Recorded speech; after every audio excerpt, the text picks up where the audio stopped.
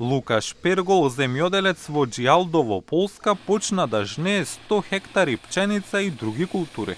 Тој го одржува бизнисот во живот, особено што Европската унија во април им дозволи на Полска и четворица нејзини соседи да ја забранат домашната продажба на украинска пченица, пченка, семе од репка и семки од сончоглед, за да ги заштитат сопствените земјоделци кои беа тешко погодени од воената поплава украински пратки.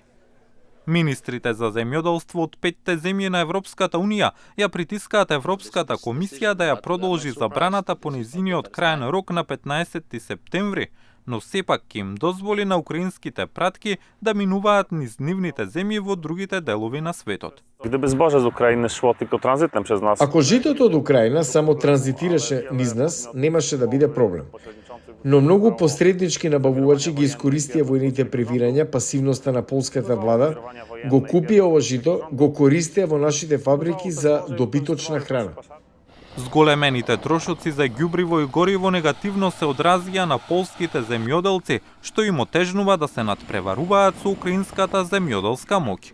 И руското бомбардирање на украинските пристаништа, како и потенцијалната блокада на Црното море, го ограничуваат извозот на Украина, создавајќи проблеми за земјоделците внатре и надвор од Украина и го загрозуваат глобалниот синџир на снабдување со храна.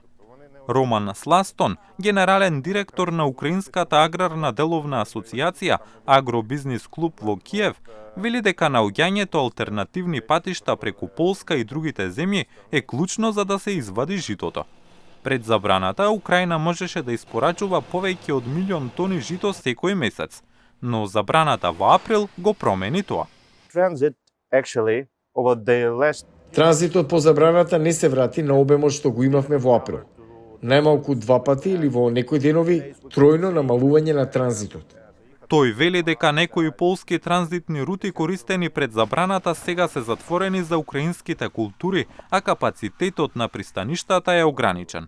Марцин Новацки, подпредседател на Полскиот сојуз на предприемачи и работодавачи, укажува на потребата од нови процедури, деловни модели за транзит и за јакната инфраструктура за да се спречи пренасочување на украинското жито на домашните пазари. Ни треба складирање жито некаде блиску до пристаништето во Гдајнск. Ова е нешто потребно во моментов.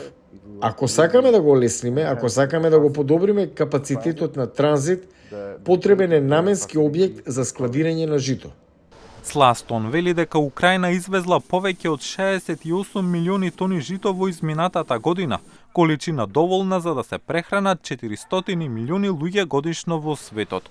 Тој предвидува дека извозот годинава ќе се намали на 60 тони.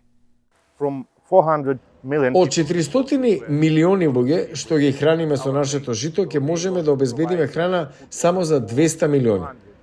Кој ќе произведува за останатите?